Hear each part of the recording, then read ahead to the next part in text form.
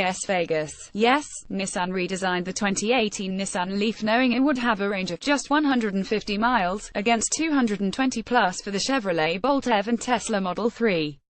This is a bang-for-the-buck play, delivering a car less expensive and with more range than the old Leaf, while still undercutting the Chevy and Tesla by more than $5,000 in price.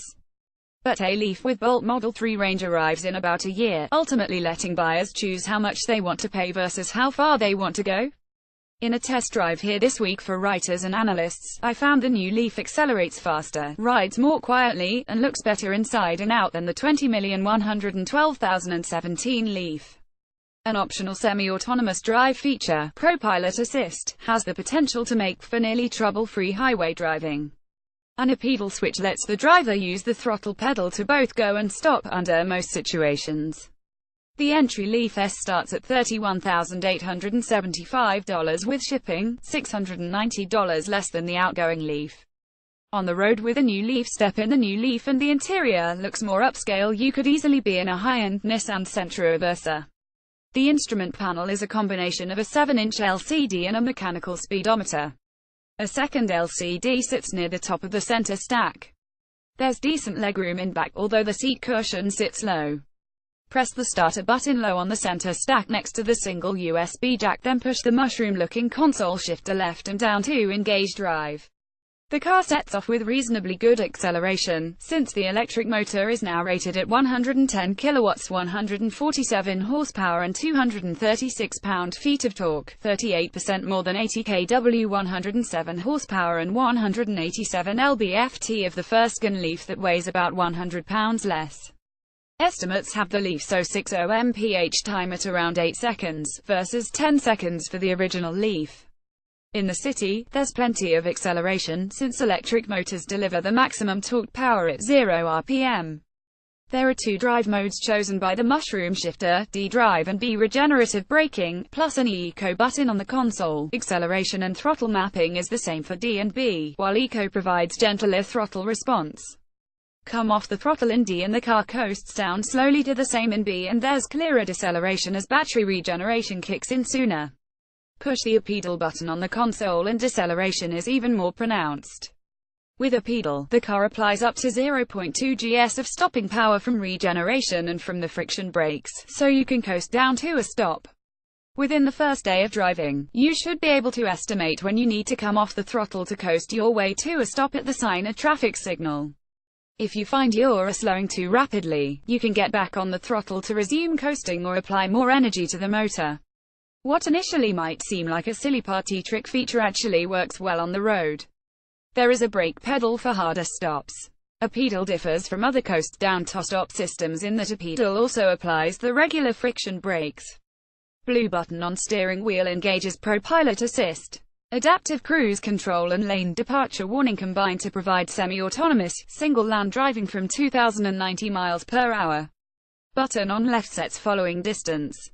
Highway driving with ProPilot Assist. Getting on the interstates at the western edge of Las Vegas, I pressed the blue ProPilot Assist button. It engages lane departure warning and full range adaptive cruise control for a semi-autonomous form of highway driving that keeps you positioned in the center of your current lane and paces the car ahead. You can engage ProPilot Assist at any speed above 20 miles per hour, then it works at 0 to 90 miles per hour. This is level 2 of the SAE's 5 levels of autonomy, multiple systems working together to assist the driver. It wants to feel your hands on the wheel, micro movements are enough, and it will drive you as long there's energy in the batteries. How did it work? There was some trial and error at first. On these Nevada interstates, the road edge markers are solid lanes and the lane dividers are multiple raised dots. My Leaf initially favored the solid line and tried to take that line onto the exit ramp before I applied a little pressure to keep it straight on the highway.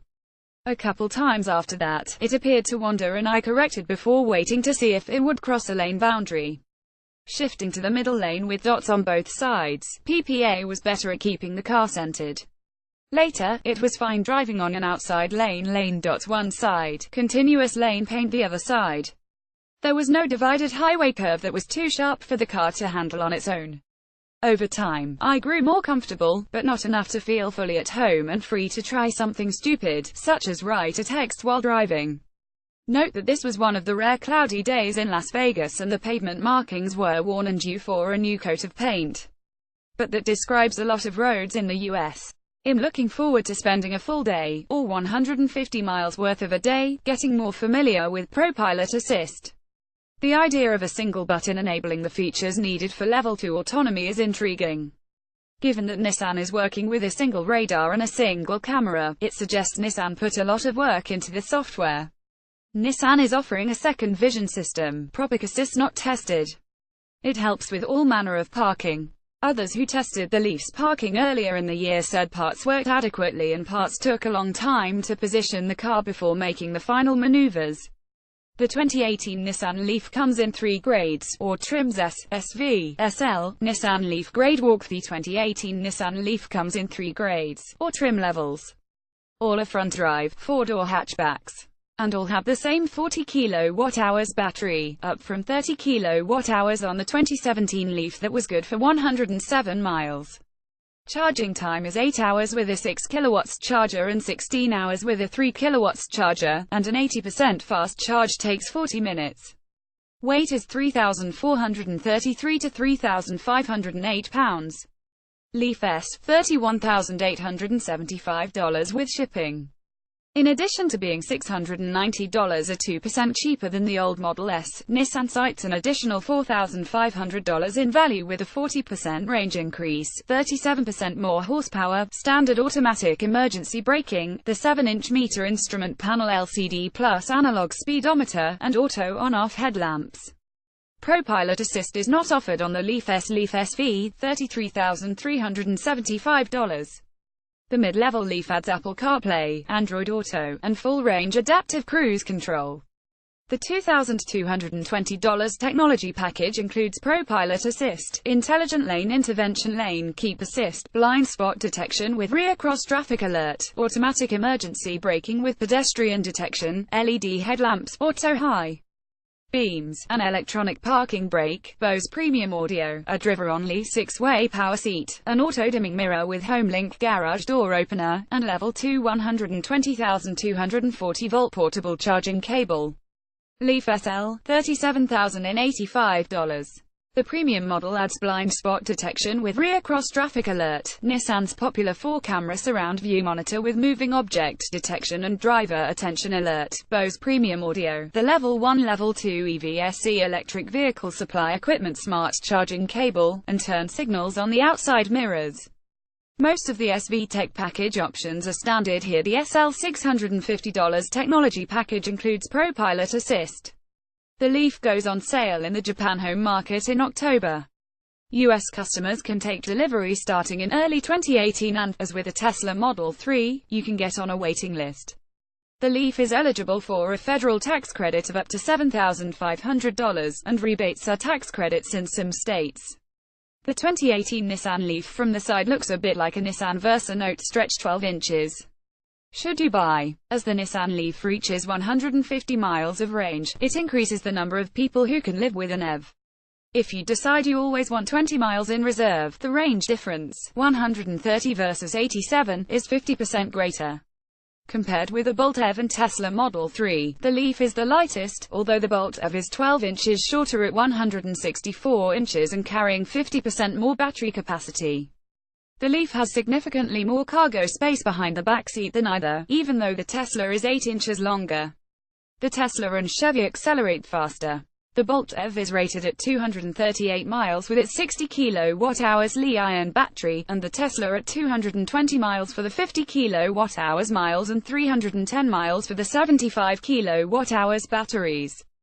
Things will get better in about a year, when Nissan can offer a 60 kWh battery pack on the 2019 Leaf. Here's why Nissan doesn't have it now. The 2018 Leaf looks all new because of the body redesign. But the underpinnings are based on the earlier Leaf. The wheelbase remains 106.3 inches and the new 2018 battery array was fit into the existing dimensions. It's going to take more engineering work, plus battery advances, to fit 60 kWh into the same Leaf.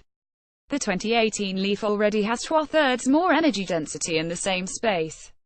One thing that's changing in Nissan's favor is the positive perception of EVs and the belief among some buyers that there's nothing wrong with driving an Ever's a Monday to Friday commuter car, then renting something bigger with a combustion engine for holiday weekends. In other words, you don't need a Nissan Armada full-time because you're about to buy a 75-inch TV sometime in the next year and haul it home. Only an outlier commuter couldn't get to work and back on the 150-mile EV. Most could go 23 days before needing to recharge. Still, first-time EV buyers think range first. Longer range is better. Inductive charging that eliminates the need to plug in will also grease the ways for EVs. Nissan has done well with the Leaf so far. Our first impression is that with a clean sheet design, Nissan might have been able to offer cars with 200 and 300-mile ranges now. That will come 200-plus miles next year, and 300 miles perhaps in 23 years, around 2020.